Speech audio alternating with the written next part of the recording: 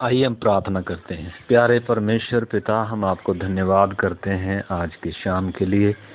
एक बार फिर से हम आपके सन्मुख अपने सिर झुकाते और आपके पवित्र वचन के सन्मुख आते हैं। पवित्र आत्मा, आप हमें वचन को खोल कर सिखाएं, हमारी बुद्धि समझ को खोलें प्रभु, आत्मिक बातों को प्रभु हमें पहचानने समझने के लिए सहायता करें और उसके अनुसार चलने के लिए भी पवित्र आत्मा हमारी सहायता करें। आपके हाथ में हमारे जीवनों को सौंपते हुए यीशु मसीह के पवित्र नाम से प्रार्थना को मांगते हैं, आमीन। कल हम परमेश्वर के वचन से हमने सीखा, सामूहिक तौर पर हम देख रहे हैं कलीसिया क्या है, एक आत्मिक सेना है।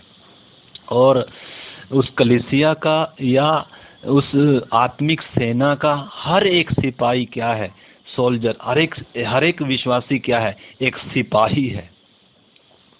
तो इसलिए हम इस नज़र से या इस पदवी को या इस तरीके से भी हम क्या करें, कलीसिया को देखें और अपनी उसके कलीसिया में मेरा एक जो स्थान है, मेरी एक जो जिम्मेदारी है, या मुझे जो प्रभु ने कहा जहाँ रखा है, जहाँ मुझे भर्ती किया है। मुझे पौलुस कहता है हर कोई अपने भर्ती करने वाले को क्या करता है, प्रसन्न करता है। तो इसी प्रकार जिसने मुझे अपनी फौज में भर्ती किया है, आपको मालूम है कल भी हम देख रहे थे, एक फौजी सिर्फ बॉर्डर पर काम नहीं करता, उसके खड़े होने से लड़ाई नहीं जीती जाती है, बल्कि पूरी सेना का काम होता है, पूरी फौज का काम होता है। ठीक है ना। तो इसलिए हमने समझना है, सिर्फ एक फौजी अगर एक बंदूक लेके या एक उस बॉर्डर पर मोर्चे पे खड़ा हुआ है वो ही नहीं है। पूरी और सारी की सारी सेना भी किधर नहीं होती, उधर नहीं होती। कुछ सेना किधर होती है, उनके लिए असला मुहैया कराती रहती है। ऐसे कर कर जो फौज में है उनको इस विषय में अच्छे से क्या होगा, मालूम होगा। तो इधर जो हम देख रहे, हमने श्रेष्ठ गीत की किताब में से पढ़ा 6 अध्याय का 10 वचन। एक बार फिर से हम उस वचन को पढ़कर और उसमें से ही आगे हम वचन को लेकर चलेंगे। श्रेष्ठ गीत की किताब और उसका 6 अध्याय का 10 वचन। यह कौन है जिसकी शोभा भोर के तुल्य है, जो सुंदरता में चंद्रमा और निर्बलता में सूर्य और पताका फहराती हुई सेना के तुल्य भयंकर दिखाई पड़ती है। तो पताका फहराती हुई भयंकर सेना के तुल्य दिखाई पड़ती है। ये इजराइल के विषय में परमेश्वर ने कहा, परंतु इजराइल कलीसिया की क्या है, छाया है। आपको मालूम है, हम अगर इसमें देखेंगे, इसमें नीति वचन में जब परमेश्वर इनको उधर से लेकर आ रहा था, किधर से, मिस्र से लेकर आ रहा था, तो उनको न केवल छुटकारा दिया, न केवल उद्धार दिया, न केवल उद्धार का आनंद और सुरक्षा दिया, परंतु परमेश्वर की योजना क्या भी है, वो एक सेना के रूप में तैयार हो जाए। और जिस सेना का हर एक व्यक्ति क्या हो, एक सोल्जर हो, एक सिपाही हो, क्योंकि आगे उन्होंने क्या लड़नी है, बड़ी लड़ाइयाँ लड़नी है। ठीक है ना। आज भी हम देख सकते हैं, आज भी इजराइल जो है उसके चारों तरफ आज भी दुश्मन देश बसे हुए हैं। और आप अगर इजराइल का इतिहास जानते हो, सुनने वाले मेरे भाई बहन, हर एक विश्वासी का कर्तव्य है इजराइल के बारे में आप जानें कि कैसे परमेश्वर ने इजराइल को चुना और कैसे परमेश्वर ने इजराइल से व्यवहार किया, कैसे परमेश्वर को हम उसके इजराइल के द्वारा परमेश्वर के कामों को, परमेश्वर के स्वभाव को, परमेश्वर की योजना को, परमेश्वर की आदत को हम क्या कर सकते हैं, परमेश्वर के प्रेम को हम क्या कर सकते हैं, समझ सकते हैं। आज भी इजराइल देश दुश्मन देशों से घिरा हुआ है और हर एक नागरिक, इजराइल का हर एक नागरिक को उसने क्या करना है, लड़की को 3 साल की फौज में क्या करनी है, ट्रेनिंग करनी है, फौज में क्या करनी है, नौकरी करनी है, और लड़के को 5 साल या 4 साल क्या है। तो हर एक सोल्जर, स्त्री हो या पुरुष हो, इजराइल का हर एक नागरिक क्या है, एक फौजी है। क्यों फौजी है? क्योंकि उनकी लड़ाई है, क्योंकि वो संसार में एक ऐसी जाति है, ऐसा राष्ट्र है, ऐसी ऐसी एक सेना है, ऐसा एक क्या है, ऐसा एक दल है। देखो उसके विषय में निर्गमन, इसमें गिनती में क्या बोल रहा है, परमेश्वर का वचन क्या कहता है। गिनती की किताब उसका 23 का हम 9 पढ़ते हैं। इसमें लिखा है, चट्टानों की चोटी पर से वे मुझे दिखाई पड़ते हैं, पहाड़ियों पर से मैं उनको देखता हूँ। वह एक ऐसी जाति है जो अकेली बसी रहेगी और अन्य जातियों से अलग गिनी जाएगी। अन्य जातियों से अलग गिनी जाएगी। एक ऐसी जाति है जो अकेली बसी रहेगी। तो और वो ये दूर से क्या है, कह रहा है मैं चट्टानों पर की चोटी पर से वो मुझे क्या होती है, दिखाई पड़ती है। पहाड़ियों पर से मैं उसको क्या कर रहा हूँ, देख रहा हूँ, मतलब वो छिपी हुई नहीं है। और आगे हम इसका देखते हैं 23 का, मैं आपके सामने पढ़ता हूँ 22 से लिखा है, उनको मिस्र में से ईश्वर ही निकाल लिए आ रहा है। वह तो बनेले सांड के समान बल रखता है। मतलब ये इज़राइल के घराने के विषय में बताया गया, याकूब के घराने के विषय में। कभी तो ये सेना है, एक दल के तौर पर बताया गया। लिखा है वह बनेले सांड के समान क्या रखता है, बल रखता है। निश्चय कोई मंत्र याकूब पर नहीं चल सकता और इज़राइल पर कोई भावी कहना अर्थ नहीं रखता, परंतु याकूब और इज़राइल के विषय में अब यह कहा जाएगा कि ईश्वर ने क्या ही विचित्र काम किया है। सुन, वह दल सिंहनी के समान उठेगा और सिंह के समान खड़ा होगा। देखो इसकी तुलना कैसे कर रखी है आपने। कलीसिया एक आत्मिक सेना है। कलीसिया की लड़ाई किससे है, वो चीज समझने के लिए परमेश्वर ने इज़राइल को चुना। इज़राइल कलीसिया की छाया है। इज़राइल को कैसे छुड़ाया, इज़राइल कैसे गुलामी में था, इज़राइल को कैसे परमेश्वर छुड़ा कर लेकर आ रहा है, क्यों छुड़ा कर लेकर, उस कनान देश में, प्रतिज्ञात देश में प्रवेश करने से पहले परमेश्वर इनको मरुभूमि में ट्रेनिंग में जैसे मैं कल भी बता रहा था, हर एक फौजी को कोई भी सरकार अपनी फौज में सेलेक्ट कर कर सीधा बॉर्डर पर नहीं भेजते, उसको पहले उसको ट्रेनिंग की पीरियड से गुजरना पड़ता है। उसको वो बंदूक चलानी सिखाते हैं, उसको वो हथियार चलाना सिखाते हैं, और कैसे उसने सर्दी में वहाँ उस परिस्थिति में कैसे खड़ा होना है, कैसे दुश्मन का सामना करना है, दुश्मन की कैसे चालाकियाँ हैं सर्दी में, गर्मी में, धूप में। इसलिए उसके खाने पर, उसके उठने पर, उसके लेटने पर पूरा ट्रेनिंग का वो हिस्सा होता है, उसकी क्या दी जाती है, पूरी एक समय है उठने का। सुबह 4 बजे उठा देते हैं, भारी बोझ पीठ पर रखते हैं, उसकी क्या करते हैं, वो एक किसके अधीन में रहते हैं, जो उसकी क्या कर रहा है, उनको ट्रेनिंग दे रहा है। और उनको आने वाली एक बड़ी लड़ाई के लिए बॉर्डर पर इससे पहले कि वो जाएं, उनको क्या किया जाता है, तैयार। इससे पहले कि इज़राइल किधर पहुंचे, प्रतिज्ञात देश में पहुंचे, क्योंकि वो प्रतिज्ञात देश में क्या बसे हुए हैं, राजा हैं, जातियां हैं, उनको क्या करना है, निकालना है, उनसे क्या है, लड़ाई है। परंतु वो लड़ाई से पहले परमेश्वर उनको क्या कर रहा है, तैयार कर रहा है। किधर से लेकर आ रहा है, जंगल से लेकर आ रहा है।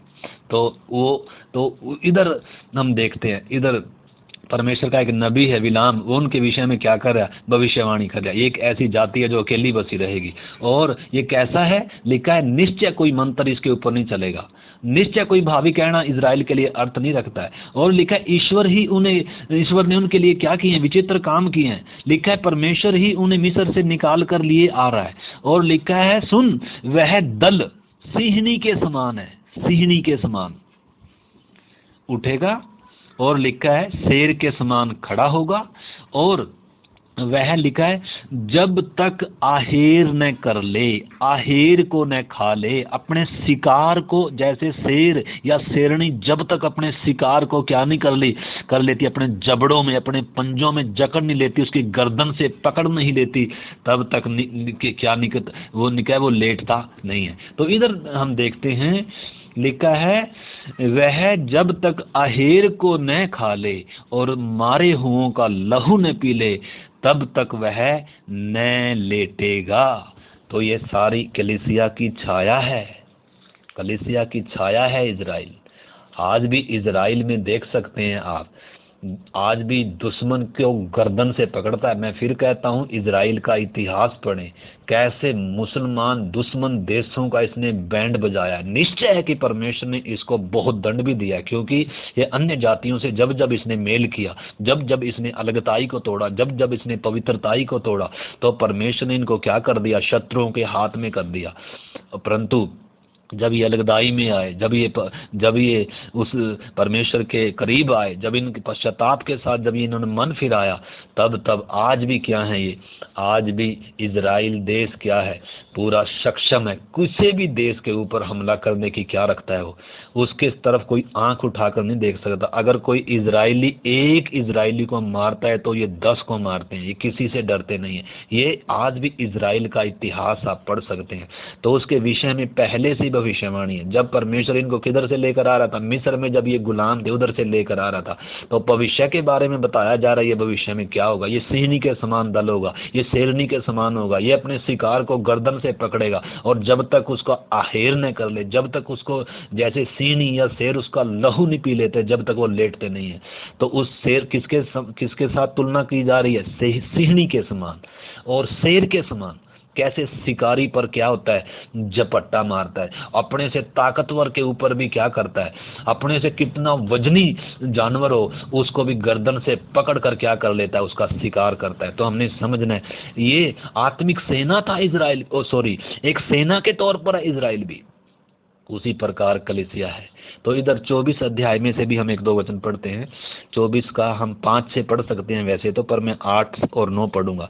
लिखा है, उसको मिस्र में से परमेश्वर ही निकाले लिए आ रहा है, वह तो बनैले सांड के समान बल रखता है।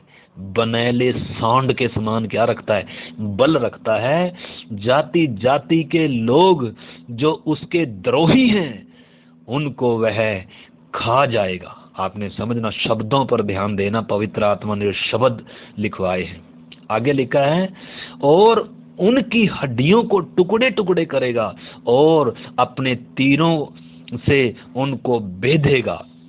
वह दुबका बैठा है, वह सिंह या सिंहनी के समान लेट गया है, अब उसको कौन छेड़े। ये एक एक शब्द क्या है, बहुत ही क्या है, एक सोचने पर विवश करते हैं। इजराइल के विषय में कथन है ये, जो एक मेमने के लहू से, जो एक पशु के लहू से छुड़ाए गए थे।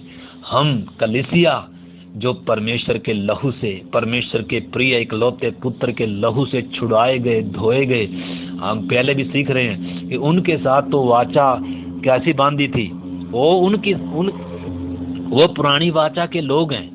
पुरानी वाचा से नई वाचा क्या है, उत्तम है। हमने वो देख लिया पीछे, हम नई वाचा के लोग हैं। तो हमारे लिए स्वर्ग ने सारा कुछ खाली कर दिया, हमारे लिए परमेश्वर ने सब कुछ क्या कर दिया हमारे लिए। तो हमने समझना है, यीशु मसीह ने हमें जो अधिकार दिया, उस नाम में कितनी ताकत है।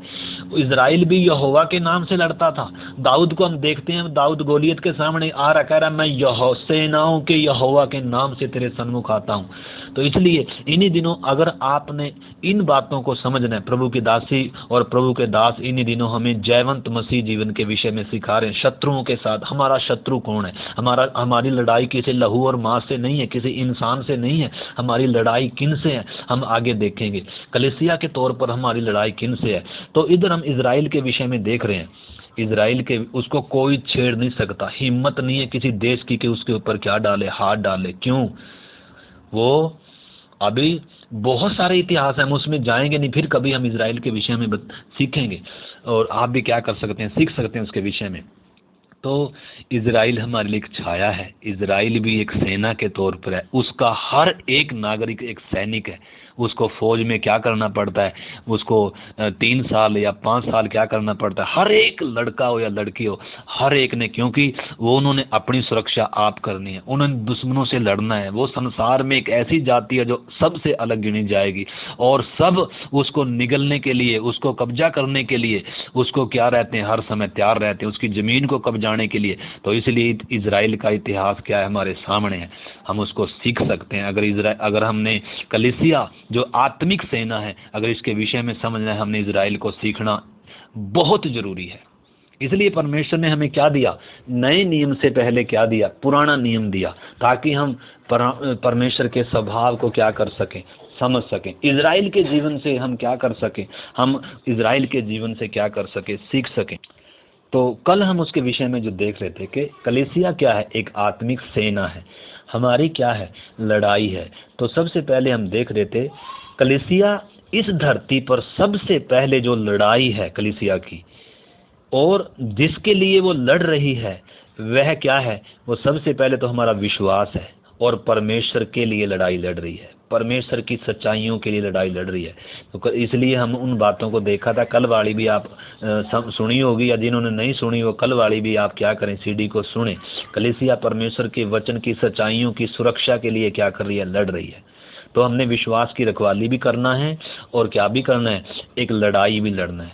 हमारी लड़ाई किन किन से हम आगे देखेंगे। तो इसलिए हम कल कुछ बातों को हमने देखा था, उस पर हमने क्या करना है, परमेश्वर के आज क्या है, कलीसिया में क्या होता जा रहा है? उपदेश जो हमें सौंपा यीशु मसीह ने, यीशु मसीह कलीसिया को उपदेश सौंप कर गया, सच्चाइयाँ सौंप कर गया, सत्य सौंप कर गया। प्रेरितों ने कलीसियाओं को क्या सौंपा? सच्चाई सौंपी, सच्चा वचन सौंपा, उपदेश दिया कलीसिया को। इसलिए उन्होंने क्या कहा? उन्होंने अपनी जान दी, परंतु क्या नहीं किया? उसमें मिलावट होने नहीं दिया। इसलिए पौलुस के बारे में हम देख रहे हैं, पौलुस क्या कह रहा है। पौलुस ने, प्रेरितों ने क्या सिखाया कलीसिया को? उपदेश सिखाया, वचन सिखाया, और सिखाया कि शत्रु क्या कर रहा है? लड़ रहा है। कहीं तुम्हारे मन क्या ना किए जाए, भ्रष्ट ना किए जाए। तो शत्रु क्या भी आता है? सांप की तरह भी आता है, वचन को टेढ़ा मेढ़ा करने के लिए। आज बहुत सारी क्या चली हुई? गलत शिक्षाएं चली हुई हैं, गलत गलत उपदेश हैं, जो मतलब इस सच्चे उपदेश के वचन के क्या हैं? विपरीत हैं। तो इसलिए उसमें हमें मिलावट होने नहीं देना। अगर कलीसिया के 8 या 10 साल के समय में, शुरू में, आरंभ में ही अगर झूठे सेवक आ गए, झूठी शिक्षाएं आ गई, उनको आगे रखकर पौलुस, प्रेरित ये सब क्या सिखा रहे हैं, प्रभु यीशु क्या सिखा रहे हैं कि अंतिम दिनों में बहुत बुरा समय आएगा, लोग खरा उपदेश सह नहीं पाएंगे, अपने कानों की खुजली मिटाने के लिए झूठे उपदेशकों को बटोरेंगे, और झूठे नबी होंगे, झूठे शिक्षक होंगे, और वचन को टेढ़ा मेढ़ा करेंगे। पौलुस तो इवन ये भी कहता है, तुम्हारे बीच में से भी लोग उठेंगे जो चेलों को, जो विश्वासियों को अपने पीछे खींचेंगे और कहेंगे कि मैं ही ठीक हूं, और वो क्या करेंगे? वचन को टेढ़ा मेढ़ा करेंगे। और लिखा है, झुंड को न छोड़ेंगे मेरे जाने के बाद। इसलिए अंतिम दिनों में ऐसा समय आएगा, आत्मा स्पष्टता से कहता है कि क्या होगा। तो वो बहुत चेतावनियों से भरी हुई है परमेश्वर का वचन, बाइबल। इस करके हमने क्या करना है? तो पहली सदी के जो विश्वासी थे वो क्या करते थे? जो कुछ सेवक लोग सिखाते थे, प्रेरित लोग, उन्होंने झूठे प्रेरितों को पकड़ा, उन्होंने झूठे सेवकों को पकड़ा, जो वचन के अनुसार की शिक्षा नहीं थी। तो इसलिए हमने भी, हर एक व्यक्ति ने क्या है, हर एक व्यक्ति की जिम्मेदारी है, न केवल व्यक्तिगत लड़ाई है, विश्वास की रखवाली करनी है, और हमें एक लड़ाई को लड़ना है। हमारी लड़ाई किन से, हम आगे देखेंगे। और उसके साथ साथ हमने क्या भी करना है? परमेश्वर की सच्चाइयों के लिए खड़ा होना है, सच्चाई को लेकर हमें खड़ा होना, उसमें मिलावट होने नहीं देना, अपनी जान भी देने के लिए क्या रहना है? तैयार रहना है। तो इसलिए हमारे ऊपर एक बहुत बड़ी क्या है? जिम्मेदारी है। उसको हमने, जिम्मेदारी को क्या करना है? पालन करना है। ठीक है ना? परमेश्वर की सच्चाइयों में क्या करना है? हमें मिलावट को क्या करना है? रोकना है। इन अंतिम दिनों में परमेश्वर की सच्चाइयों को बदल कर क्या बनाया जा रहा है? झूठ बनाया जा रहा है, और गलत गलत शिक्षाएं आ गई। तो वो सारी बातें हम कल क्या कर रहे थे? देख रहे थे। हमने यहूदा में देखा कि हमने, परमेश्वर ने हमें क्या किया? सौंपा है, विश्वास सौंपा है। और हमें क्या सौंपा है? पौलुस कहता है, तू अच्छी धरोहर की रखवाली कर, अपने विश्वास की रखवाली कर, और उस वचन की, उस सत्य की क्या करनी है? रखवाली। और उस सत्य का ही क्या करना है? प्रचार करना है। उस तेजों में सुसमाचार का ही क्या करना है? प्रचार करना है। उस समय ही सुसमाचार को क्या कर दिया गया था? बिगाड़ दिया गया था। एक दूसरा सुसमाचार चल पड़ा था, एक दूसरी आत्मा चल पड़ी थी, एक दूसरे यीशु का नाम चल पड़ा था, जो इस सच्चाई के बिल्कुल क्या था? विपरीत था। तो इसलिए पौलुस ने और प्रेरितों ने क्या किया? उस विषय में चेतावनी दिया। तो इसलिए हमने समझना है, हर किसी का जिसका हम प्रचार सुनते हैं, हर कोई जो हमें परमेश्वर का वचन बताता है, उसको वचन के इस से हमने क्या करना है? वचन के चश्मे से, या इस वचन के पैमाने से उनको क्या करना है? हर एक को मापना है। ठीक है? तो व्यक्तिगत कमियां हो सकती हैं, परंतु अगर कोई उपदेश में, अगर वचन में कोई मिलावट करता है, अगर वचन को टेढ़ा मेढ़ा करता है, अगर कोई गलत शिक्षा सिखाता है, तो उसको हमने क्या करना है? उसको हमने मिलावट होने नहीं देना। हमने रखवाली करना है, हमने विश्वास की भी रखवाली करना है, उपदेश के लिए रखवाली भी करना है, और उसके लिए क्या भी करना है? कि लड़ाई हमारी मनुष्यों से नहीं है, परंतु लड़ाई हमारी शैतान से है, जो लोगों के पीछे रहकर क्या करता है? काम करता है, जो धूर्त, जो सांप की तरह आता है, वचन को टेढ़ा मेढ़ा कर कर आता है, वचन को लेकर ही शैतान आता है। हवा के पास भी वचन लेकर आया, यीशु के पास भी वचन लेकर आया, पहली सदी के पास भी झूठे प्रेरितों को लेकर आया। लिखा है शैतान आप भी ज्योतिर्मय स्वरदूत का रूप धारण करता है, अगर उसके सेवक भी झूठे प्रेरितों का सा रूप धारण करे तो इसमें कोई अचंभे की बात नहीं है। पौलुस ने उन विषयों को लिखा है। तो इसलिए पत्रियों में कुलुसियों की पहली कुरिन्थियों, दूसरा कुरिन्थियों की जो पत्री लिखी, फिर उसके बाद जो कलीसियाओं को पत्र लिखे, उसमें हम देख सकते हैं उपदेश के विषय में, वचन के विषय में, कलीसिया की सच्चाइयों के विषय में, झूठे प्रेरितों, झूठे शिक्षकों के विषय में प्रेरितों ने क्या किया, कितनी शिक्षाएं दी हैं। और उनके होते समय भी कितने आ गए थे। लिखा है तुम में कितने आ मिले हैं, कितने भरमार रहे हैं। लिखा है उनको क्या कर दिया करो, ताड़ लिया करो। और बहुत सारे वचन हैं। तो इसलिए हमने समझना है कलीसिया क्या है, एक आत्मिक सेना है। और इस सेना का हर एक सिपाही क्या है, हर एक विश्वासी क्या है, सिपाही है। और उसकी एक लड़ाई चल रही है और उसने क्या करना है, लड़ना है, रखवाली करना है। वो बातें हम क्या कर रहे थे, सीख रहे थे। एक ही नींव है, हम कल सीख रहे थे, एक ही नींव है, वो यीशु मसीह है, और कोई दूसरी नींव डाल नहीं सकता। एक ही कलीसिया है, एक ही बपतिस्मा है, एक ही है सब कुछ। तो इसलिए हम एक प्याले से पीते हैं, एक रोटी से तोड़ते हैं, एक मेज पर हम इकट्ठे होते हैं। तो इसलिए हमने समझना है, हम कल भी देख रहे थे, सेवक लगाने वाला कोई और है, सींचने वाला कोई और है, परंतु बढ़ाने वाला परमेश्वर है। तो इसलिए हमने समझना है यीशु ने खून दिया है, पवित्र आत्मा कायल करता है, पास्टर के द्वारा नहीं। सेवक सिर्फ क्या है, परमेश्वर के हाथ के औजार हैं। तो इसलिए हमने समझना है, पहली सदी में उस कुरिन्थियों की कलीसिया में भी क्या आ गया था, मैं अपोलोस का हूँ, ये ग्रुप पौलुस का है, वो ग्रुप। तो पौलुस कहता है क्या तुम्हें पौलुस ने तुम्हारे लिए बलिदान दिया या अपोलोस ने तुम्हारे लिए बलिदान दिया? क्या अपोलोस ने अपोलोस के नाम से तुमने बपतिस्मा दिया? कह रहा है हम तो सिर्फ क्या है, सेवक हैं। महिमा किसको मिलनी है, यीशु को मिलनी है। हमने किसको देखना है, यीशु को देखना है। यीशु में कोई कमी नहीं है। यीशु है विश्वास का कर्ता और सिद्ध करने वाला। हमें सेवकों के हम आदर करना है, हम वचन सीखते हैं उनको, लेकिन उनमें भी कमी हो सकती है। हमने यीशु की तरफ देख कर चलना है और कभी क्या नहीं खाएंगे, ठोकर नहीं खाएंगे। और जो यीशु मसीह के वचन के अनुसार नहीं है, जो उसके शिक्षा को सही से नहीं सिखाता है, उस शिक्षा को भी हमने क्या नहीं करना, हमने जांचना है। तो इसलिए उस शिक्षा को क्या नहीं करना, स्वीकार नहीं करना, बल्कि रखवाली करनी है। एक ही नींव है, कोई दूसरी नींव डालने नहीं देना। हमने प्रभु का नाम ऊंचा करना। आइए हम प्रेरितों के काम में से जल्दी से पढ़ें 4 अध्याय 29 और 30 वचन। प्रेरितों के काम 4 अध्याय का 29 और 30 वचन पढ़ेंगे। इसमें हम पढ़ते हैं, आगे आप इसका ऊपर से पढ़ सकते हैं आप, परंतु मैं जल्दी में हूँ ताकि हम ज़्यादा समय ना लगे। 29 और 30 वचन पढ़ता हूँ 4 अध्याय में से। अब हे प्रभु, उनकी धमकियों को देख और अपने दासों को यह वरदान दे कि तेरे वचन बड़े हियाव से सुनाए, चंगा करने के लिए तू अपना हाथ बढ़ा, कि चिन्ह और अद्भुत काम तेरे पवित्र सेवक यीशु के नाम से किए जाएं। तो जो भी आश्चर्य कर्म होता है, जो भी कोई अगर बीमार ठीक होता है तो किसके नाम से होता है, वो यीशु के नाम में होता है। तो दासों का काम है परमेश्वर का वचन सिखाना, सामर्थ के काम करना, चंगाई आदि का काम, नया जन्म देना किसका काम है, परमेश्वर का काम है, पवित्र आत्मा का काम है, यीशु के नाम से है वो काम सब। तो इसलिए किसी सेवक ने क्या नहीं दिया, खून नहीं दिया है, खून यीशु ने दिया है, परमेश्वर ने अपना पुत्र दिया है, पवित्र आत्मा एक व्यक्ति में काम करता है। तो इसीलिए हमने समझना है कि यीशु के हाथ बढ़ाने से ही, इधर लिखा है ना कि क्या कर, चंगा करने के लिए तू अपना हाथ बढ़ा, कि चिन्ह और अद्भुत काम तेरे पवित्र सेवक यीशु के नाम से किए जाएं। तो सबसे विश्वास योग्य सेवक कौन है, पवित्र सेवक कौन है, यीशु मसीह है। ठीक है ना। तो हमारा केंद्र बिंदु कौन है, यीशु मसीह है। ठीक है ना। यीशु के नाम को लेकर हमने क्या करना है, आगे बढ़ना है। ठीक है ना। किसी मनुष्य को हमने ऊंचा नहीं उठाना, किसी संस्था को ऊंचा नहीं उठाना, किसी मारानाथा को ऊंचा नहीं उठाना। किसको ऊंचा उठाना है, यीशु मसीह को ऊंचा उठाना है। ठीक है ना। तो इसलिए हमने उन बातों को क्या करना है, समझना है।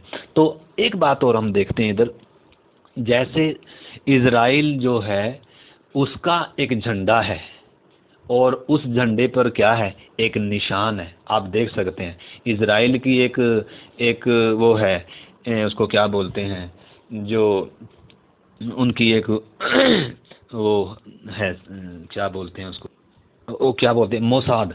तो वो उनका क्या है, उनका निशान है एक दीवट का निशान है, परंतु इज़राइल देश का एक क्या है, एक झंडा है। उस झंडे का निशान क्या है, एक स्टार सा आपको उसमें लगा हुआ मिलेगा। उसी प्रकार ये जो कलीसिया है, ये जो एक आत्मिक सेना है कलीसिया, इसके पास भी झंडा है। और ये झंडा कौन सा है, आइए हम श्रेष्ठ गीत में से एक वचन पढ़ेंगे। कलीसिया के ऊपर या कलीसिया के पास जो झंडा है वो झंडा कौन सा है, आइए हम उसके लिए पढ़ेंगे। श्रेष्ठ गीत 2 अध्याय का 4 वचन हम पढ़ेंगे। वह तुझे भोज के घर में, वह मुझे भोज के घर में ले आया और उसका जो झंडा मेरे ऊपर फहराता था वह प्रेम था। श्रेष्ठ गीत बहुत गहरी किताब है, ये मसीह के विषय में और दुल्हन के विषय में हमें बताती है।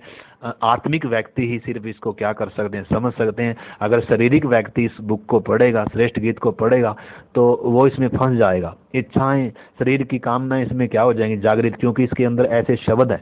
तो इसलिए आत्मिक व्यक्ति ही इस आत्मिक बातों को, कलीसिया और मसीह का प्रेम इसमें दर्शाया गया है। ठीक है, शारीरिक शब्दों को लेकर उस प्रेम को दर्शाया गया है समझने के लिए।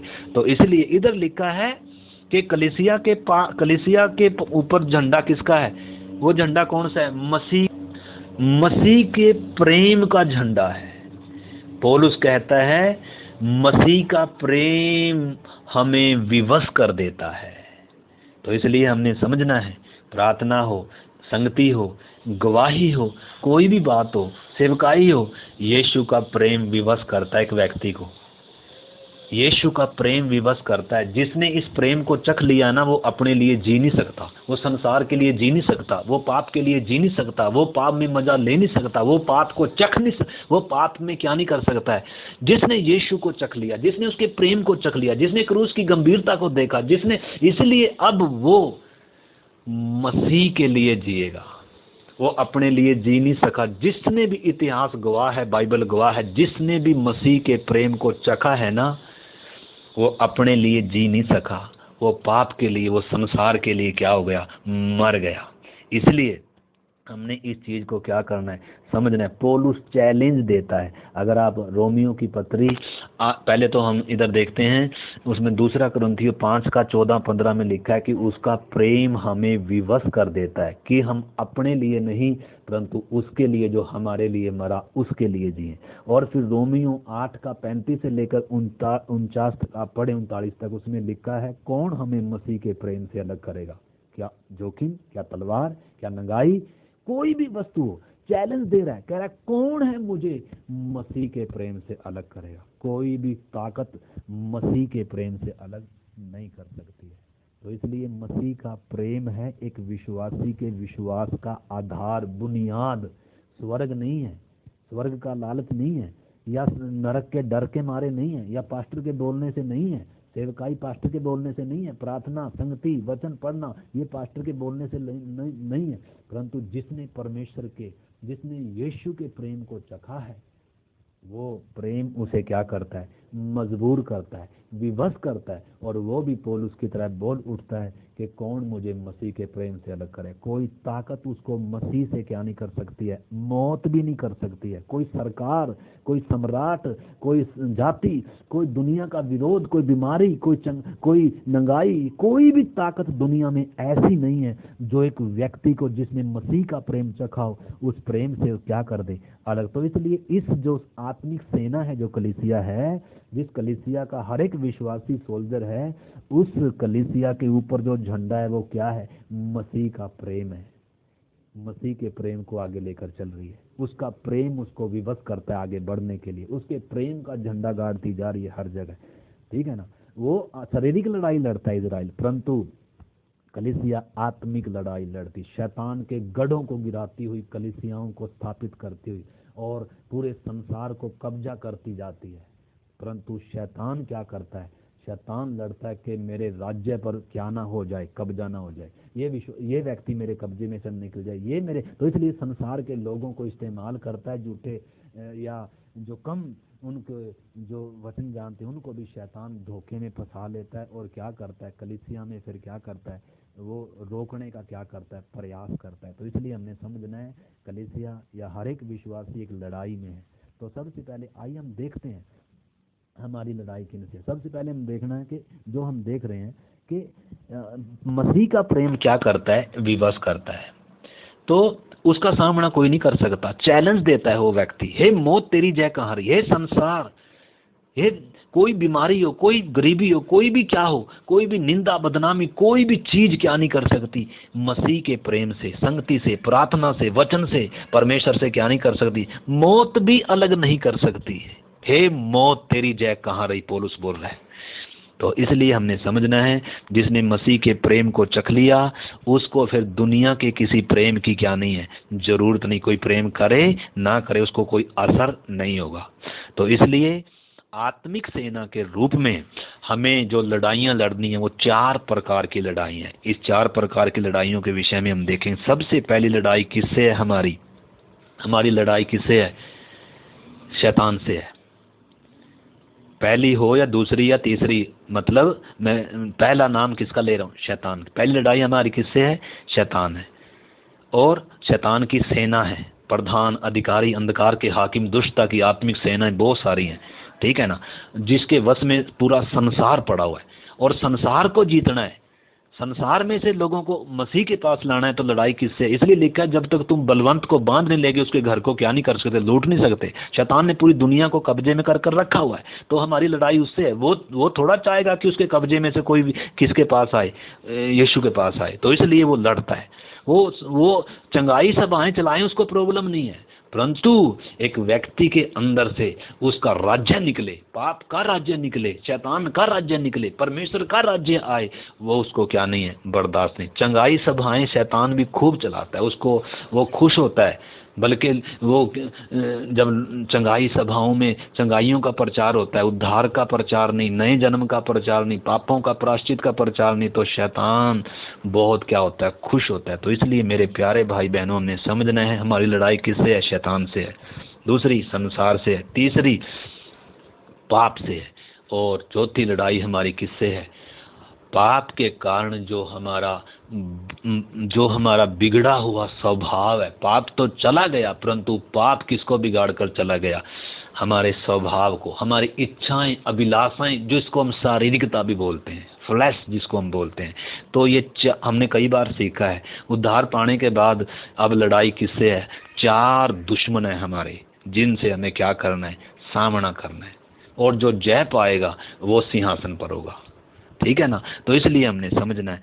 तो आइए हम देखें हमारी पहली लड़ाई को चलो हम पाप को ही देखते हैं। आपको मालूम है जब क्रूस पर यीशु मसीह हमारे लिए पाप बना, पाप की प्रभुताएं, उसकी जंजीरें क्या कर दी गई, तोड़ दी गई। क्रूस पर हम देख सकते हैं, क्रूस पर क्या किया गया, क्रूस पर पाप को ठोंक दिया। अब उसकी ताकत क्या कर दी गई, वो उसकी कुचल दी गई। पाप के ऊपर परमेश्वर का न्याय क्या हो चुका है, गिर चुका है। शैतान के ऊपर न्याय अभी गिरा नहीं है। शैतान के ऊपर 1000 साल के लिए क्या कि उसको कैद किया जाएगा, उसके बाद उसको नरक में डाला जाएगा। परंतु पाप के ऊपर क्या गिर चुका है, परमेश्वर का न्याय गिर चुका है। तो आइए हम देखते हैं जल्दी से इब्रानियों की पत्री 12 का 4 वचन हम पढ़ेंगे। इब्रानियों की पत्री 12 अध्याय का 4 वचन हम 10-15 मिनट के लिए इस वचन को हम सीख कर और फिर हम प्रार्थना करें। इब्रानियों की पत्री 12 अध्याय और उसका 4 वचन हम पढ़ेंगे। इसमें लिखा है, तुमने पाप से लड़ते हुए उससे ऐसी मुठभेड़ नहीं की कि तुम्हारा लहू बहा हो। इधर क्या लिखा है, तुमने पाप से लड़ते हुए ऐसी मुठभेड़ नहीं की कि तुम्हारा लहू बहा हो। पाप से वास्तव में लड़ाई कौन लड़ा, यीशु मसीह लड़ा। बाकी तो सब पाप के गुलाम थे, बाकी तो सब पाप के दास थे। पाप उनके ऊपर प्रभुता करता था, पाप उनके ऊपर राज्य करता था, पाप ने इंसान को मार कर रखा था, पाप ने मनुष्य को परमेश्वर का बैरी बना कर रखा था। परंतु यीशु मसीह जो निष्पाप था, उसने इंसान होकर पाप की प्रभुताओं को क्या कर दिया, तोड़ दिया। हमेशा के लिए पाप का दंड, पाप के ऊपर जो न्याय था वो गिर गया। वो हमारे लिए क्या भी बना, पाप बना, ताकि पाप के ऊपर क्या आए, सजा आए। तो पाप से लड़ाई किसने लड़ा, यीशु मसीह ने। ठीक है ना। तो इसलिए हमने समझना है, परंतु उसके साथ साथ हमने दूसरी बात भी समझना है कि पाप से कई बार इतनी भयानक लड़ाई होती है कि क्या बहता है, लहू बहता है। मतलब जैसे हम आगे हम देखेंगे, आपको मालूम है परमेश्वर ने उसको बोला, किसको, कैन को बोला कि पाप द्वार पर छिपा रहता है, दुबका बैठा है और उसकी लालसा तेरी ओर है और तुझे उस पर क्या करनी है, प्रभुता करनी है। उस समय पाप मनुष्य के वास्तव में अंदर था। अभी नए नियम में पाप अंदर नहीं है, पाप क्या हो चुका है, बाहर निकल चुका है। परंतु तो भी वो पाप फिर से इंसान को गुलाम बनाने के लिए, वो पाप फिर से एक विश्वासी के अंदर आने के लिए क्या करता है, तैयार रहता है। पाप एक ताकत है, हमने समझा। पाप एक राजा की तरह क्या करता है, राज्य करता है। एक बीमारी की तरह, एक वायरस की तरह है, वो कहीं से भी क्या कर सकता है, आ सकता है। जैसे अभी वायरस फैला हुआ कोरोना का। तो इसलिए हमने समझना, हमारी लड़ाई किससे भी है, पाप से भी है। पाप से यीशु ने लड़ाई लड़ा है, लेकिन हमें भी क्या करना है, उसका सामना करना है। ठीक है ना। तो इसलिए हम देखते हैं यूसुफ ने क्या किया। यूसुफ पोतीपर के घर में था, पोतीपर की पत्नी उसको व्यभिचार में गिराने के लिए आई, परंतु उसने क्या किया, उसने उसका सामना किया। पोतीफर जो जल्लादों का प्रधान था, वो अपनी पत्नी की बात सुनकर क्या कर सकता है, यूसुफ का क्या कर सकता है, सिर भी काट सकता है, मार भी सकता है। परंतु यूसुफ ने परवाह नहीं किया। यूसुफ पाप से क्या हुआ, लड़ा और उसका लहू बहा। मतलब उसने एक बड़ी क्या दिया, कीमत दिया, डरा नहीं वो। हम देख सकते हैं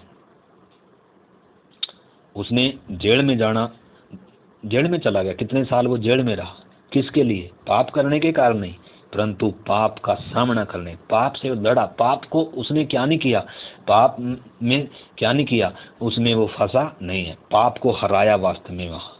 ठीक है ना। आप हमने इधर समझना है, आप आत्मिक तरीके से ही समझें जो हम सीख रहे हैं। पाप से कौन ही लड़ पाया वास्तव में, पाप को कौन ही हरा पाया, पाप के ऊपर न्याय को पूरा कौन ही कर पाया, यीशु मसीह। उसके अलावा और कोई कर नहीं पाया। परंतु तो भी हमने समझना है, आज भी पाप क्या करता है, लड़ता है। पाप गुलाम बनाने के लिए, पाप अंदर घुसने के लिए क्या है।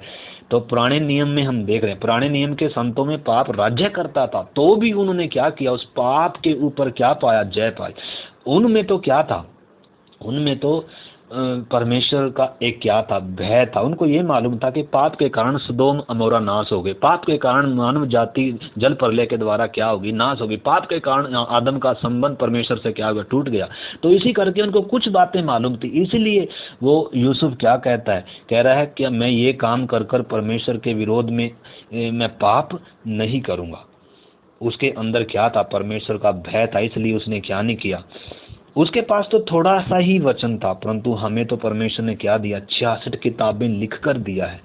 तो इसीलिए हमने क्या करना है। और यीशु ने क्या भी कर दिया, आप उसमें कुलूसियों की पत्री और 2 का 14-15 वचन पढ़े, कैसे यीशु मसीह ने क्या किया है, पाप को क्या किया और शैतान को क्या किया, खुल्लम खुल्ला क्या किया, उनका न्याय गिर चुका है। क्रूस पर एक बहुत बड़ी क्या है, विक्ट्री है। क्रूस पर एक जय जयकार की ध्वनि है। पाप की प्रभुताएं टूट गई, शैतान के सिर को कुचल दिया गया, मृत्यु को क्या कर दिया गया, नाश कर दिया गया। 3 शत्रु जो मनुष्य के ऊपर राज्य करते थे। तो इसलिए हमने समझना है, तो हमने समझना है, तो जो हम भी क्या कर सकते हैं, यीशु मसीह में होकर हम क्या कर सकते हैं, हर एक चीज को क्या कर सकते हैं, अपने पाँव के नीचे ला सकते हैं, अपने पाँव के नीचे ला सकते हैं, और एक जयवंत मसीह जीवन क्या कर सकते हैं, जी सकते हैं। यीशु ने क्या किया है। तो इसलिए उत्पत्ति 4 अध्याय का 7 वचन पढ़े, कैन को परमेश्वर ने चेतावनी दी, पाप तेरे द्वार पर छिपा हुआ है। पाप हमारे अंदर नहीं है, वो कैन के अंदर था, परंतु हमारे अंदर नहीं है। ठीक है ना। तो परंतु अगर लापरवाह होंगे तो पाप फिर से क्या करेगा, घुसेगा। तो इसलिए आइए इब्रानियों की पत्री 3 अध्याय में से भी एक वचन पढ़ेंगे। तो इब्रानी 3 अध्याय का 12-13 वचन भी पढ़ेंगे। इसमें लिखा है, हे भाइयों चौकस रहो कि तुम में ऐसा बुरा और अविश्वासी मन न हो जो तुम्हें जीवते परमेश्वर से दूर हटा ले जाए। वरन जिस दिन तक आज का दिन कहा जाता है, हर दिन एक दूसरे को समझाते रहो, ऐसा न हो कि तुम में से कोई जन पाप के छल में आकर कठोर हो जाए। पाप के छल में आकर, आपने समझना, लड़ाई किससे भी है? पाप से भी है। और आप रोमियो की पत्री 6 अध्याय में पढ़े, थोड़ा सा हम उसमें वचन पढ़े, फिर हम प्रार्थना करते हैं। रोमी 6 अध्याय में हम पढ़ सकते हैं। रोमी 6 अध्याय का आप एक से ही पढ़ते हैं तो उसमें लिखा है, तो हम क्या कहें कि तो हम पाप करते रहें कि अनुग्रह बहुत? कदापि नहीं। जब हम पाप के लिए मर गए तो आगे को उसमें जीवन क्यों कर व्यतीत करें? तो पूरा 6 अध्याय आप पढ़ सकते हैं। तो मैं 11 वचन पढ़ता हूँ। लिखा है, ऐसे ही तुम भी अपने आप को पाप के लिए तो मरा हुआ, परंतु परमेश्वर के लिए मसीह यीशु में क्या समझो? जीवित समझो। इसलिए पाप तुम्हारे नश्वर शरीर में क्या न करे? राज्य न करे, कि तुम उसकी लालसाओं के अधीन रहो। और न अपने अंगों को अधर्म के हथियार होने के लिए पाप को सौंपो, पर अपने आप को मरे हुओं में से जी उठा जानकर परमेश्वर को सौंपो। और अपने अंगों को धर्म का हथियार होने के लिए परमेश्वर को सौंपो। तब तुम पर पाप की प्रभुता नहीं होगी, क्योंकि तुम व्यवस्था के नहीं अधीन नहीं, परंतु अनुग्रह के अधीन हो। तो इसलिए हमने समझना है, हमारी हर एक विश्वासी की क्या है? हर एक लड़ाई है। और लड़ाई किसके साथ है? पाप भी हमारे अंदर घुसने के लिए, फिर से पाप किसी न किसी तरीके से अंदर आने में। इसलिए जैसे अभी कोरोना वायरस फैला हो, कहीं से भी ये वायरस क्या हो जाता है? फैल जाता है। उसी प्रकार आजकल अखबार के द्वारा, पत्रिकाओं के द्वारा, ये फिल्मी ये टीवी में जो प्रोग्राम देखते हैं, समाचार सुनते हैं, समाचार सुनते सुनते भी कुछ एडो में कुछ विज्ञापन, कुछ मसूरी ऐसी आती है, उस एक छोटे से देखने में क्या हो सकता है? वायरस आ सकता है, पाप का वायरस अंदर आ सकता है, हमारे मन को अशुद्ध कर सकता है, हमारी अभिलाषाओं को क्या कर सकता है? वो जागृत करता है। और अगर हम उस समय क्या नहीं होंगे, अगर हम सचेत नहीं होंगे। इसलिए लिखा है, पहले तो क्या था? व्यभिचार करने से व्यभिचारी था, कत्ल करने से कातिल बनता था, परंतु नए नियम में क्या है? कुदृष्टि डाल लिए, गंदे विचार अंदर आ गए तो व्यभिचार हो चुका है। अगर किसी के प्रति मन में कड़वाहट है, नफरत है, तो कातिल है वो व्यक्ति। तो इसलिए हमने समझना है, नए नियम में, नई वाचा में हमने उसको क्या करना है? हमने अपनी लड़ाई को समझना है, हमारी लड़ाई किससे है। तो मोबाइल के द्वारा भी वायरस आने का डर है, पाप का वायरस। टीवी के द्वारा भी वायरस आने का डर है। जब हम बाजार में जाते हैं, आजकल तन ढांपने के लिए वस्त्र होता है, परंतु आजकल शैतान क्या कर रहा है? अलग अलग फैशन आ गए, अलग अलग आजकल इतना क्या है? आकर्षित करता है। पाप क्या करता है? और पाप क्या भी करता है? मजा देता है। पाप इंसान को क्या करता है? सुख देता है। इसलिए लिखा है, मूसा के बारे में लिखा है, उसने पाप में थोड़े दिन के सुख भोगने से परमेश्वर के लोगों के साथ दुख भोगना अति उत्तम लगा। उसने तो पाप क्या भी देता है? सुख देता है। तो इसलिए हमारी लड़ाई किससे भी है? पाप से भी। हर एक विश्वासी ने समझना है हमारी लड़ाई किससे है। ये मोबाइल के द्वारा आज इंटरनेट का ज़माना है। आज आप वचन सुनने के लिए इंटरनेट को खोल लोगे, मोबाइल को खोल लोगे, तो आपके सबसे पहले स्क्रीन पर क्या ही आएगा? कुछ ऐसी वो आएगी, ऐसी नोटिफिकेशन आएगी, आप उसको क्लिक करोगे तो पूरा उसमें क्या आएगा? नंगी तस्वीरें, नंगी फिल्में आएंगी। अगर आपका आंखों पर नियंत्रण नहीं है, अपने मन पर नियंत्रण नहीं है, अगर पाप से घृणा नहीं है आपको, अगर हमें पाप से घृणा नहीं आती है, अगर पाप अच्छा लगता है, मीठा लगता है, देखने में सुंदर लगता है, तो फिर ये पाप फिर से क्या हो जाएगा? अंदर घुस जाएगा और फिर से आत्मिक तौर पर मृत्यु हो जाएगी और फिर से शैतान के गुलाम और मौत का भय आ जाएगा। तो इसलिए मेरे प्यारे भाई बहनों, सबसे पहले तो हमें समझना है हमारी लड़ाई किससे है। तो फिलहाल आज हमने देखा हमारी लड़ाई किससे भी है? पाप से भी है। पाप का धोखा है, पाप छलता है इंसान को। कैन को चेतावनी दिया, पाप द्वार पर छिपा हुआ है और तुझे उसके ऊपर प्रभुता करनी है। और इधर हमने उसके विषय में पढ़ा, किसके विषय में? उसके विषय में रोमियो में पढ़ रहे हैं हम, और इब्रानियों में हमने उसके पढ़ा एसाव के विषय में। तुम में से कोई एसाव के समान क्या ना हो जाए। तो इसलिए मेरे प्यारे भाई बहनों, इसलिए आइए हमने समझना है, इससे आगे हम कल देखेंगे अगली हमारी लड़ाई किससे है। तो मैं आपसे सबसे रिक्वेस्ट करूंगा, इन्हीं दिनों प्रभु के दास दासी जो वचन सिखा रहे हैं, पास्टर फिनी और उनकी मिसेज प्रभु के दासी जो जयवंत मसीह जीवन के विषय में सिखा रहे हैं, कनान का जयवंत मसीह जीवन और लड़ाइयों का विषय, उनकी लड़ाई, इजराइल की लड़ाई किन से थी और हमारी लड़ाई किन से है। और प्रभु के दासी भी वही सिखा रहे हैं, हमारी लड़ाई शैतान से, प्रधानों से, अधिकारियों से, अंधकार के हाकिमों से है।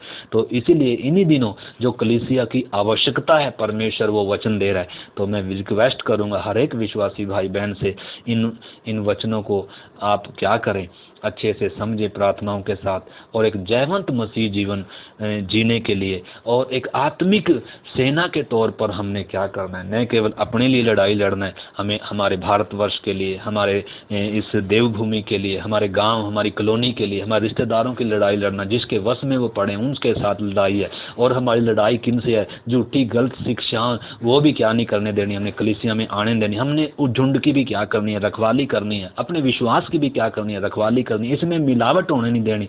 चंगाई के प्रचार, कितनी झूठी शिक्षाएं आ गई, वचन को तोड़ने मरोड़ने वाले कितने आएंगे, आज भरमार है। तो इसलिए हमने समझना है हर एक विश्वासी की जिम्मेदारी क्या है, हर एक व्यक्ति की सेवा क्या है, हर एक व्यक्ति को परमेश्वर ने कहाँ रखा है।